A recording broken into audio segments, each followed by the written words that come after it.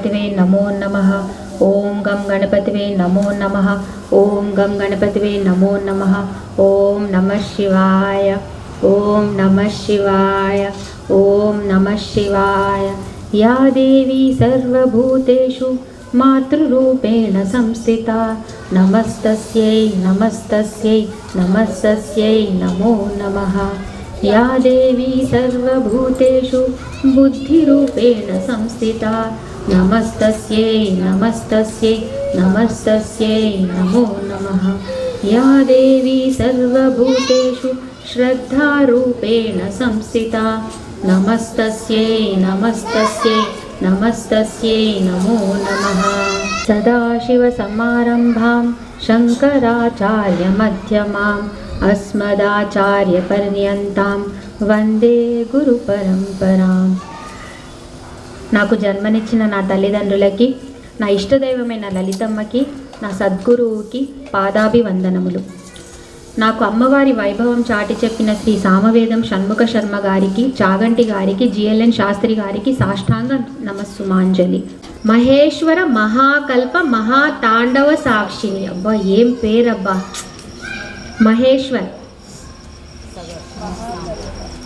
మహేశ్వర మహాకల్ప మహాతాండవ సాక్షిని. అన్నీ మహానే అంటే ఇంకా ఇది చివరి ఘట్టం.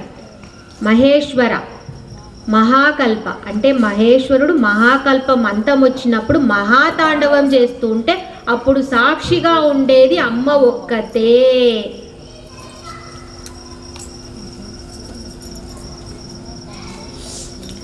తాండవం అంటే కోపంలో చేసే డాన్సా?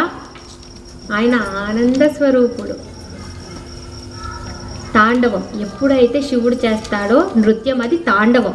అమ్మ చేస్తే పేరుంది ఇక్కడ లాస్య. ఇద్దరు నృత్యం చేస్తారు కానీ వాళ్ళ పేర్లు వేరుగా ఉంటాయి. అమ్మ చేస్తే అది లాస్యం, అయ్య చేస్తే తాండవం. అంతా పోయిందంట సృష్టి అంతా. ఆ తాండవం చూడగలిగేది ఎవరు? ఒక అమ్మ మాత్రమే. మీరు ఎప్పుడైనా మీరు అనుకున్నారా అమ్మ ఈరోజు నేను చాలా ఒంటరిగా ఉన్నాను అని ఎప్పుడైనా అనుకున్నారా? ఫోన్లో అనడం కాదు, అది ఒంటరితనం అనవదు. ఇంకోళ్ళు ఉన్నారు, అది కాదు. ఒక్కళ్ళే కూర్చొని నేను ఒంటరిగా ఉన్నాను, నాది ఒంటరి జీవితం, నేను ఏకాకిని, ఏమైనా చెప్పండి. సరే, ఒంటరితనం ఉందా?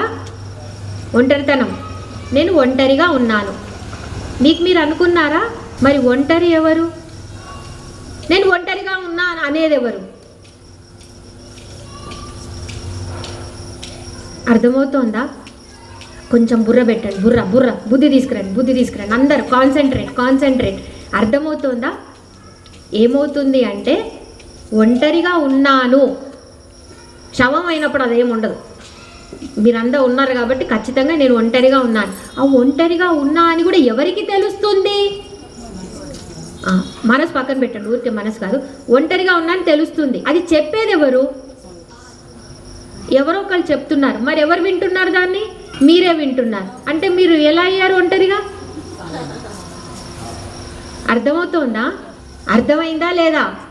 ఇది ఎలోన్ అండ్ లోన్లీకి డిఫరెన్స్. ఎలోన్ అంటే మీరు స్పిరిచువల్గా ఉన్నారు, లోన్లీ అంటే మీరు సైకియాట్రీ ఓపీకి వెళ్ళాలి. అర్థమైందా? అర్థం కాలేదా? మళ్ళీ అలాంటి డాన్సే ఇది. అందుకు అంత చెప్తున్నా. అంటే మీలోనే రెండు ఉన్నారు, వాళ్ళు వేరు కాదు. లయమవుతున్నా ఇద్దరు ఉంటారు. మహాకామేశ మహిషి. ఇది చూసేది ఎవరు మరి? ఆమె ఏమవుతుంది? ఆ మహాకామేశ్వరుని మహిషి పట్టపురాణి. ఆ సాక్షిగా ఉండే చూసేది ఎవరు? అమ్మవారు, అయ్యవారి పట్టపు రాణి. అంతే కదా, చెప్పాం కదా. అయ్యవారేంటి? సంకల్పం, ఊహ అనుకున్నాడు. ఆ ఊహని నిజం చేసింది ఎవరు? అమ్మవారు. ఎనర్జీ అదే ఫామ్లో ఉంటుంది, అంతే కదా. Kinetic energy, potential energy, static energy, dynamic energy. Physics బాగా చెప్తున్నానా? కరెక్ట్ చెప్తున్నానా? అంతే. Static, dynamic. స్టాటిక్ ఎవరు? శివుడు. డైనమిక్ ఎవరు? పార్వతీదేవి, అమ్మవారి శక్తి. అలాగే పొటెన్షియల్ ఎనర్జీ ఎవరు? కైనెటిక్ ఎనర్జీ ఎవరు? పొటెన్షియల్ ఎనర్జీ శివుడా?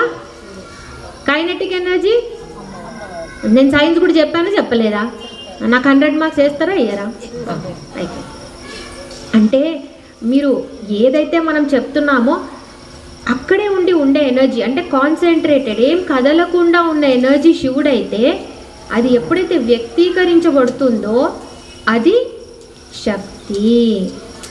వీళ్ళు వేరేలా అవుతారు, చెయ్యలేము, కారు. మహాత్రిపుర సుందరి, ఈ పేర్లంతా తర్వాత వచ్చేవి బాగుంటాయి. కూర్చొని ఆలోచించండి. మహాత్రిపుర సుందరి. అమ్మ త్రిపురం గ్రీన్ కలర్ ఉంది కదా మీకు, మధ్యలో అమ్మవారు ఎప్పుడు బిందువు, అంటే అది మూలం అనమాట. అక్కడి నుంచి అమ్మ ఏమైంది, అంతా మూడు మనదంతా మూడు, మొత్తం మూడుతోనే ఉంటుంది. ఆ మూడు ఎవరయ్యారు చూడండి, మహా కామేశ్వరి, మహా వజ్రేశ్వరి, మహా భగమాలిని. సరిపోయిందా? ఇప్పుడు నేను చెప్తాను, మీరున్నారా? ఓకే, మీరున్నారు. ఆ తర్వాత మీరు ఒక దగ్గరికి వెళ్ళాలనుకున్నారు, అది మీ గమ్యం.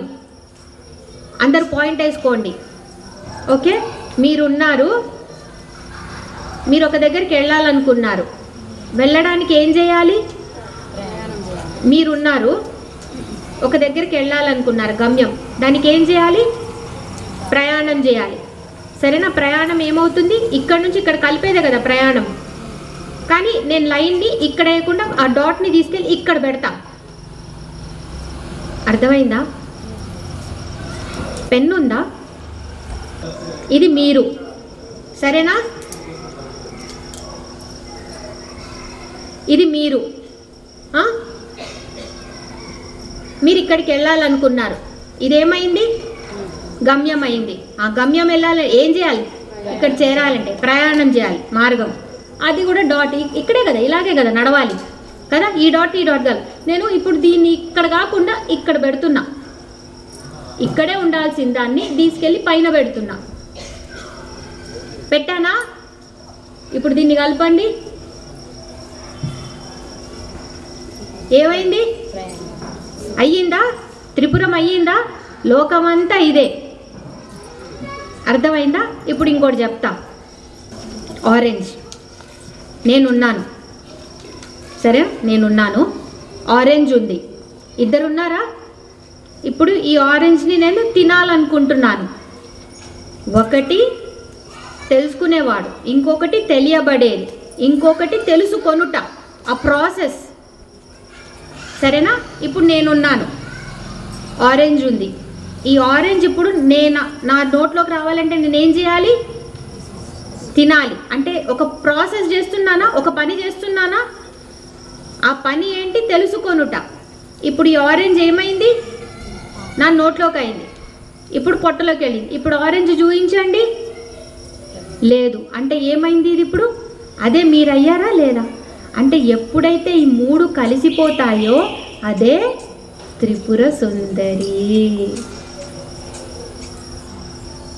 మీరు తిన్న తర్వాత ఆరెంజ్ నచ్చి తిన్నారబ్బా, అప్పుడు ఆనందం వస్తుందా లేదా? ఆకలి తీరుతుంది, ఏదో ఒకటి ఆనందం వస్తుందా? ఆనందమే త్రిపుర సుందరి. కూర్చొని ఆలోచించండి. ఈ మూడు అనేది మనం పని చేయడానికి, మీకు ఈ మూడు లేవనుకోండి, బయట కోరికలే ఏం లేవనుకోండి, మీరు అసలు త్రిపురంలో లేనట్టు కదా, ఒకటే కదా ఉన్నది. ఇప్పుడు మీకు ఒక కోరిక వచ్చింది, ఆ కోరిక ఎలా తీరడానికి మీరు ఏదో ఒకటి చెయ్యాలి కదా. అంటే మీరు త్రిపురం అయ్యారా లేదా? అది చేరుకోవడానికి ఏదో ఒక ప్రాసెస్ చెయ్యాలి కదా. కోరికలే లేవనుకో, అప్పుడు త్రిపురం లేదు. ఎప్పుడైతే ఈ త్రిపురం ఉండదో ఆ త్రిపురాసుర సంహారం చేయడానికి వచ్చినదే ఈ త్రిపుర సుందరి. అంటే మనం ఈ త్రిపురాల నుంచి బయటపడాలి అని చెప్తోందన్నమాట అమ్మ. నీకెన్ని కోరికలుంటే అవే నీ వాసనలు. నువ్వు మళ్ళీ మళ్ళీ వస్తావు, నువ్వు మళ్ళీ మళ్ళీ వస్తావు. ఎందుకంటే అమ్మ పిల్లాడు ఆడతానంటే వద్దనదు, ఆడుకో నాన్న అంటది. ఇక తర్వాత కూడా వినలేదనుకో ఏం చేస్తుంది? ఈ బెత్తం వేసుకొని కొడుతుంది. అమ్మ కూడా అంతే, వీడు ఎంతకి వినట్లేదు, వీడికి ఇన్ని జన్మలు ఇస్తున్నా వినట్లేదని ఏం చేస్తుంది? ఒక చిన్నపాటి ప్రళయం సృష్టిస్తుంది. ఆ ప్రళయంలో తీసేసుకుంటుంది అందరినీ. అలా రేపటి నుంచి అన్నీ చేయండి. 3 వేసుకోండి. తినేటప్పుడు నేనున్నాను, అన్నం ఉన్నది, ఇప్పుడు నేను తింటున్నాను, ఇప్పుడు నేను తినేశాను, ఈ అన్నం ఎక్కడుంది? నాలో ఉంది. అంటే త్రిపురం ఉన్నదా? లేదు. ఇప్పుడు నేనేమైపోయాను? ఏకమైపోయాను. అంటే నేను త్రిపుర సుందరిని అయిపోయాను. అంటే ఇప్పుడు నాకు ఆనందం వచ్చింది కదా, త్రిపురాసుర సంహారం జరిగింది. అలా అనుకుంటూ ఉండండి. చూసారా, చెప్తుంటేనే ఎంత ఆనందంగా ఉంది కదా. అలా ఎప్పుడైనా, ఇప్పుడు నాకు డాక్టర్ కావాలని ఉంది కదా, నేనున్నా డాక్టర్ కావాలని కోరిక ఉంది. దానికి ఏం చేయాలి? చదవాలి. Knowledge process. ఆ ప్రాసెస్ ఏమవుతుంది? ఈ ప్రాసెస్తో ఎప్పుడైతే మనం నిండిపోయి ఉంటామో అదే త్రివిక్రమ. అంతే కదా. ఇప్పుడు ఈ నిండిపోయిన చోట అంతా ఏంటి? త్రివిక్రమ.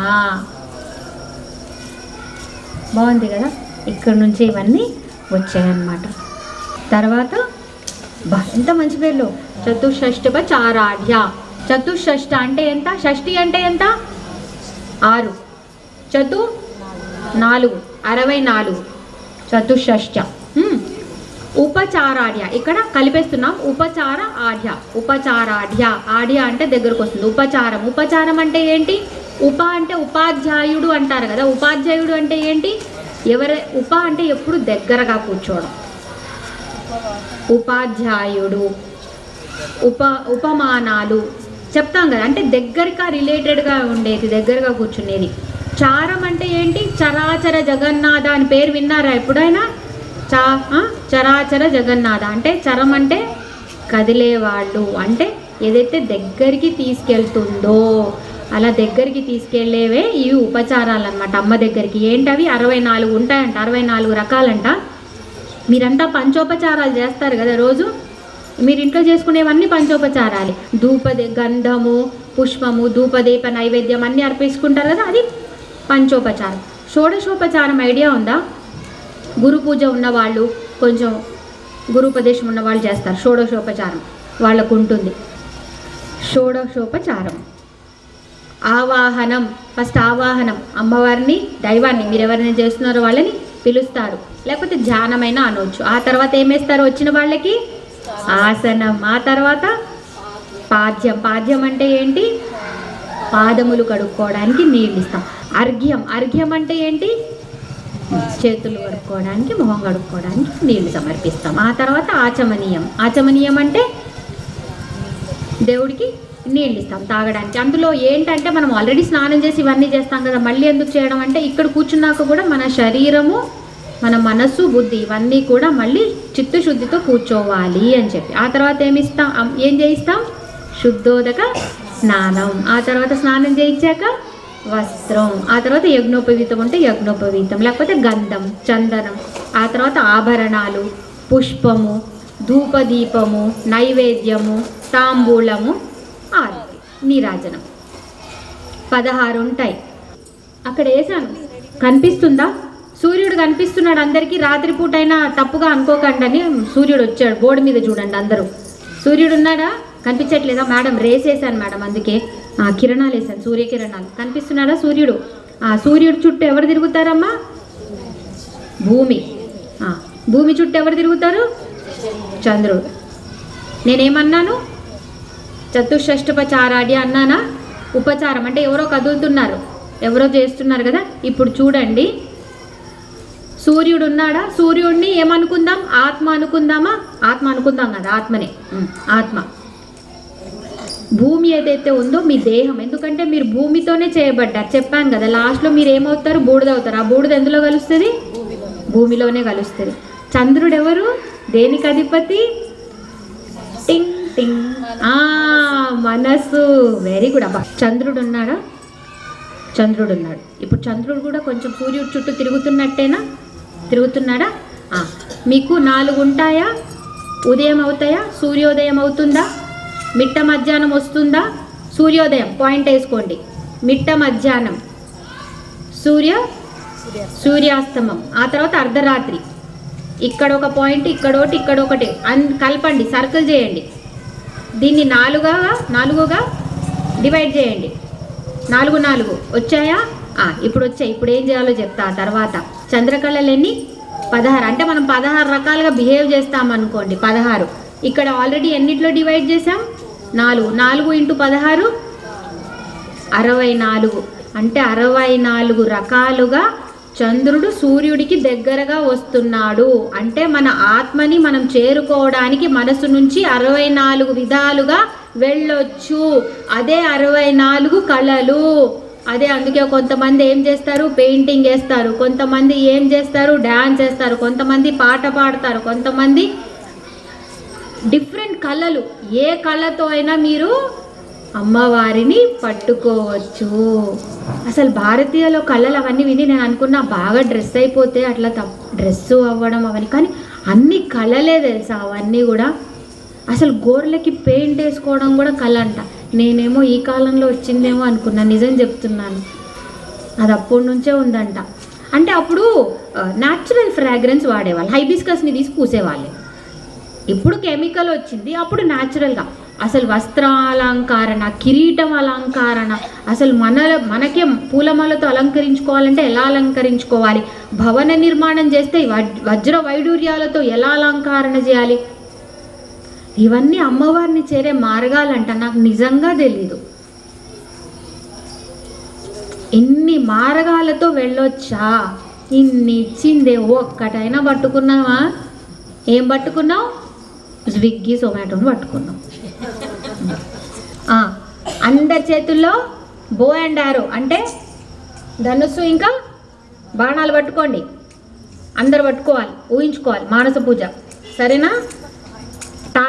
టార్గెట్ ఉండకపోతే ఎందుకు మీ చేతిలో కదా? ఏదో ఒక దాన్ని టార్గెట్ చేయాలి. ఇప్పుడు అక్కడ చూడండి, ఉందా? బాణం ఉంది కదా, విల్లుందా? విల్లుని ఏమని రాశాను చూడండి ఒకసారి. శరీరం. సో విల్లు ఈ శరీరం, సరేనా? దీన్ని పట్టుకోవాలి. బాణాలేంటి? చంద్రుడు. అంటే మీ పంచ తన్మాత్రలు, పంచ కర్మేంద్రియాలు అన్నాను, అంటే మీ మనసు. అబ్బా, మీ మనసుని శరీరం. ఇప్పుడు మీ శరీరం అంతా ఎక్కడ మీ మనసు చుట్టే తిరుగుతుంది కదా. ఈరోజు మిమ్మల్ని ఇక్కడికి వెళ్ళమంటే మీరు ఈరోజు ఇక్కడికి వెళ్తారు, ఇక్కడ వద్దు అంటే మీ శరీరం కూడా మీ మనసు అట్టు తిరుగుతుంది కదా. కాబట్టి విల్లేంటి? మీ శరీరం. బాణం ఏంటి? మీ మనసు.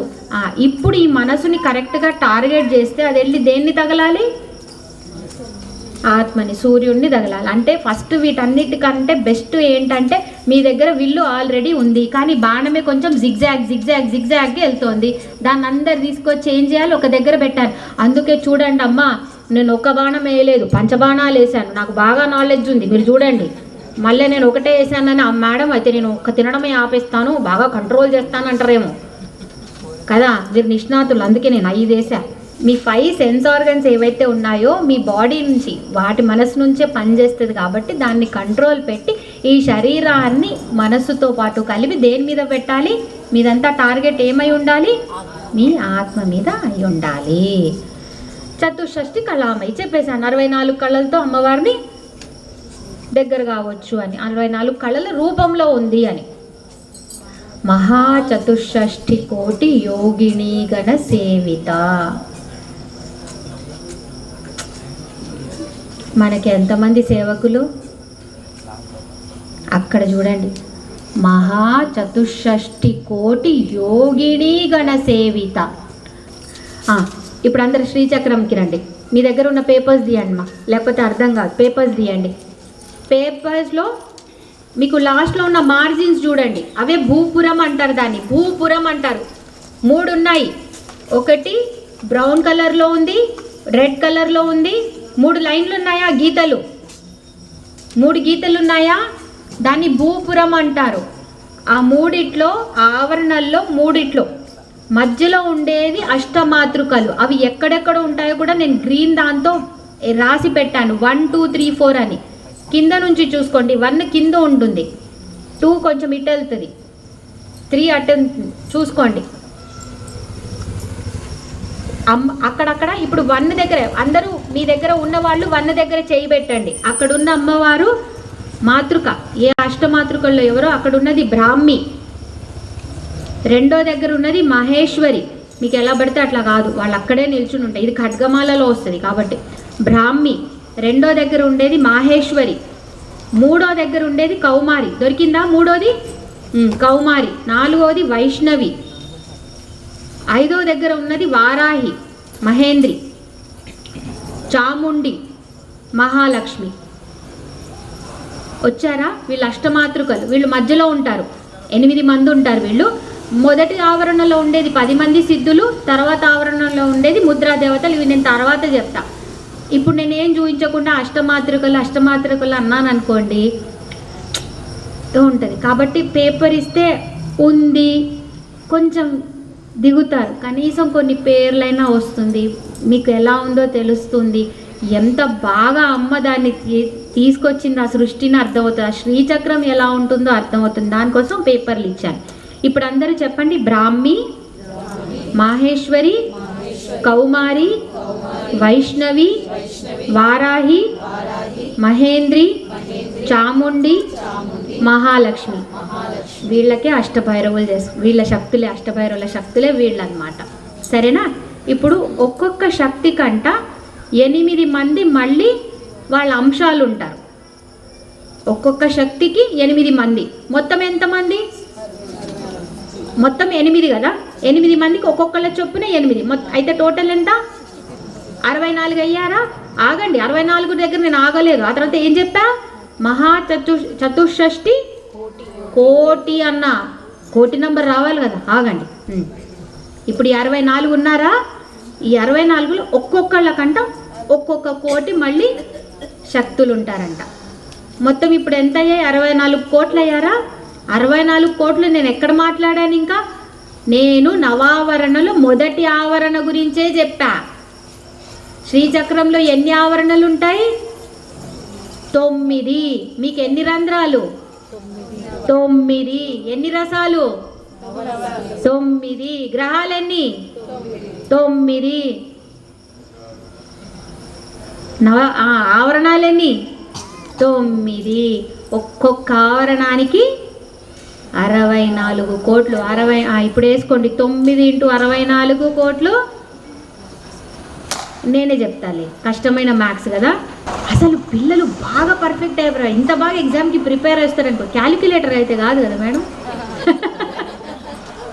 పర్లే, ఆర్టిఫిషియల్ ఇంటెలిజెన్స్ మన మంచికే ఉపయోగవచ్చు. క్యాలిక్యులేటర్ ఏం కాదు. 576 కోట్లు. మన సేవకులు ఎంతమంది చెప్పండి? మనకి ఎంతమంది? అంటే ఒక్కసారి ఆలోచించండి. అమ్మవారు ఉంది, ఖడ్గమాలైనా వేసుకోండి, నవావరణైనా వేసుకోండి, అంటే మీకు కదలడానికి కూడా లేనంతగా అమ్మవారి శక్తులు. మళ్ళీ మీరు అందులో ఒక శక్తిని పట్టుకున్నా మీ జీవితం ధరించిపోతుంది. మీరు వాటినే సిద్ధులు అంటారు. మీరు మధ్యలో ఒక సిద్ధిని పట్టుకున్నారనుకో, అమ్మకి దూరం అయిపోతారు. వీళ్ళందరూ మీకు సిద్ధులు ఇస్తారు తెలుసా. మీకు సిద్ధులు అంటే మీ లైఫ్ మంచిగా చేసేస్తారు. ఇప్పుడు మీకు ఏది ఎలా ఉంటుందంటే, ఇప్పుడు మీరు వెళ్ళడం అసలు ఉజ్జయినికి వెళ్దాం అనుకున్నారు, మధ్యలో మీకు ఒక రిసార్ట్ దగ్గర ఆగిపోవాల్సింది. ట్రైన్ ఏదో బ్లాక్ అయిందో, దిగేశారు. ఒక రెస్టారెంట్ దగ్గర, ఒక ఏమంటారు రిసార్ట్ లాగా, రిసార్ట్ మీకు బాగా నచ్చింది. మీరు 2 రోజులు అక్కడికి వెళ్ళకుండా, కొంచెం తక్కువ ఉందనుకోండి భక్తి, అక్కడే ఆగిపోతారు. ఆ రిసార్ట్లోనే టైం స్పెండ్ చేస్తారు. అంటే ఇలాంటి సిద్ధులే ఏం చేస్తాయంటే మీకు తెలియకుండా మెల్లగా దింపేస్తూ ఉంటాయి కిందికి. మీరు వెళ్ళాల్సింది మర్చిపోతారు. ఎక్కింది మాత్రం బండి అక్కడి కోసమే. మీరు మొదలుపెట్టింది పూజ అంతా అమ్మని చేరుకోవడానికే. కానీ ఎప్పుడైతే మీకు సిద్ధులు వస్తాయో మీకు ఏం జరగబడుతుంది? పూజలు, మిమ్మల్ని అందరూ గౌరవిస్తూ ఉంటారు. ఏదో తెలుసు, పక్కవాడికి కూడా అర్థమవుతుంది. అప్పుడు ఏమైపోతుంది? అబ్బాయి ఈ లోకం మీద బాగుంది, దీన్ని వదిలి ఎందుకు వెళ్ళడం? ఎందుకంటే ఆమెను చేరడం అంటే అంత ఈజీ కాదు. తర్వాత ఆమె ఎలా చేస్తుంది? మనం ఆ నిమ్మకాయ పిండుతాం చూడండి, జ్యూసు మామూలుగా తీయదు, పీచు తీస్తుంది అనమాట. మొత్తం ఈ పీచు అంతా తీసుకోవడం ఎందుకురా బాబు, ఉన్న నిమ్మకాయ చూస్తే అయితే సరిపోదు, కొంచెం చక్కెర వేసుకొని. నిజంగా ఆమె అన్ని సిద్ధులు ఇస్తుంది కానీ అవన్నీ మనకు వద్దు, మధ్యలో కూడా వద్దు. ఆమెని చేరడమే మనది చివరి ప్రయాణం, అక్కడికే ఉంటుంది. ఓం శ్రీమాత్రే నమః.